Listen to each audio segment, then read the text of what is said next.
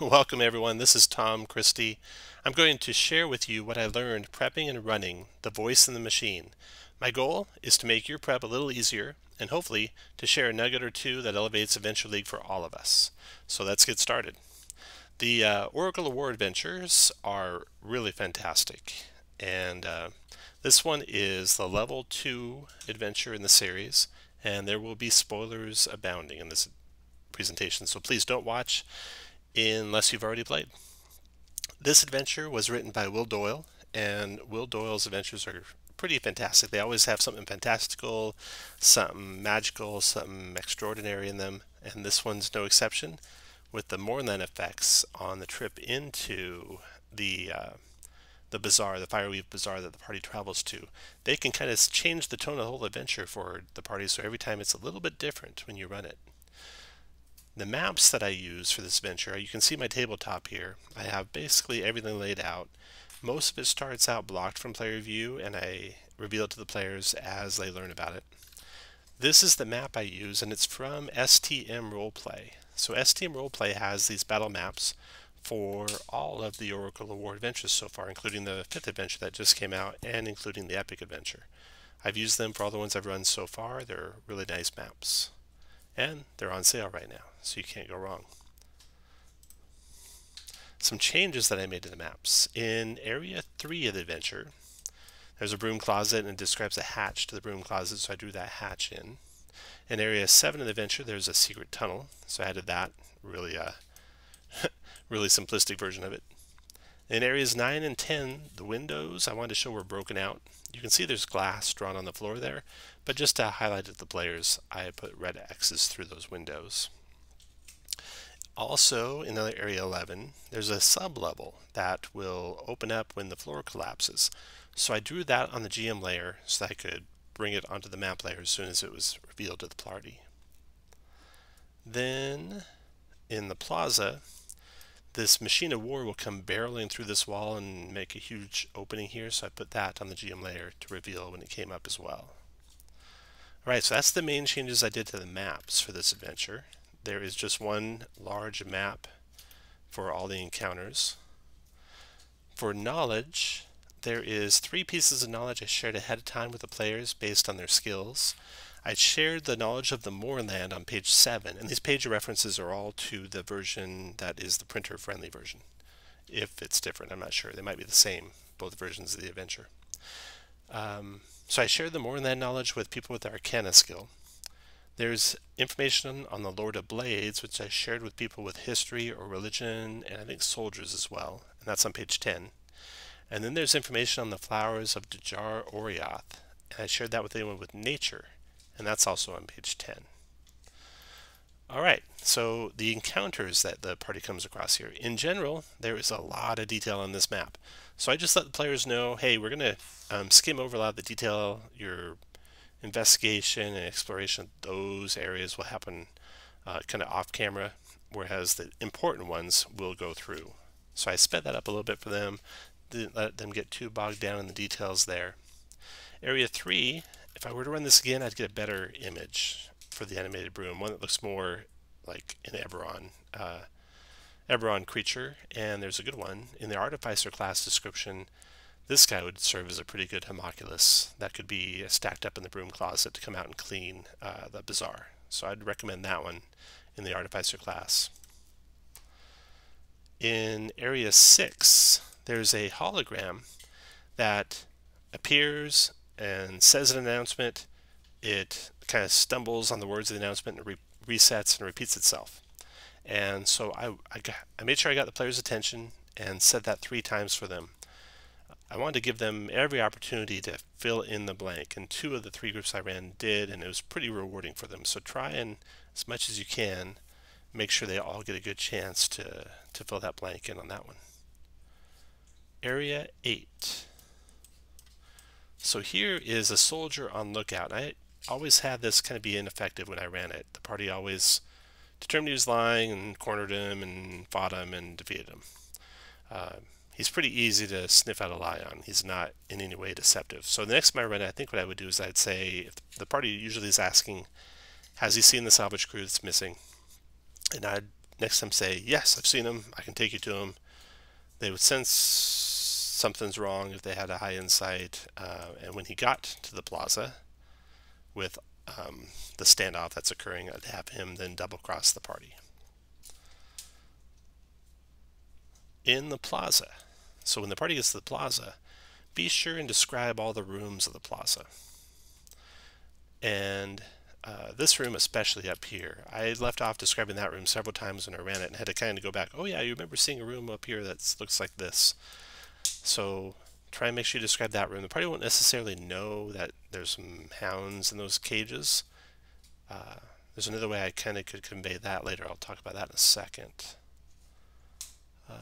Area 9. Okay, so Area 9, one of these warforged here in the perfumery musk, he has a rope of climbing. So I drew attention to him. I said, hey, this one with the icon on it of the web has a nicely fashioned silk rope around his shoulders and waist, so the party would remember to pick that up. Then in Area 10, you'll of course want to make sure you get the Grey Dogs tokens, because they play a pretty big role in the adventure, and they'll play a big role in the next adventure, so you're not really wasting your time making tokens for them. When the battle dies down between the Grey Dogs and the Warforged, you're going to want to try and lure the party into this room to make things run smoothly. And I did that just by having, after the fight was over, Callie said, hey, let's hold up here for a second. We got some healing supplies and some food. We can talk about what we've seen, that kind of thing. And every time it works, the party went in there, and we're in there when this Juggernaut comes barreling through this wall. And I got this Juggernaut from Tomb of Annihilation. So I had the Juggernaut. I have it, preset up here, so I can just copy and paste it up here when the actual fight's taking place, with all the soldiers that pop out of it, and I got extras there for a higher level party. And then the soldier on top of the Juggernaut, he is wearing mithril chainmail armor, so I made sure to describe that for the party, because you want to make sure they don't leave any magic items behind and feel like they were not informed of what was there. Speaking of making tokens, I also made a token for the Oracle of War, and that will also come up. It's important in this adventure, and it'll come up in the next adventure, so not time wasted making that. Alright, so when these guys come through, I describe this soldier that's got this mithril chainmail armor on, but then I say the floor collapses, and you don't think they saw you. So that kind of gives the party a little bit of a breather, so they can spend a little bit of time interacting with this Oracle of War, because otherwise they might feel like, oh, we gotta rush out of here, and they won't do anything with it.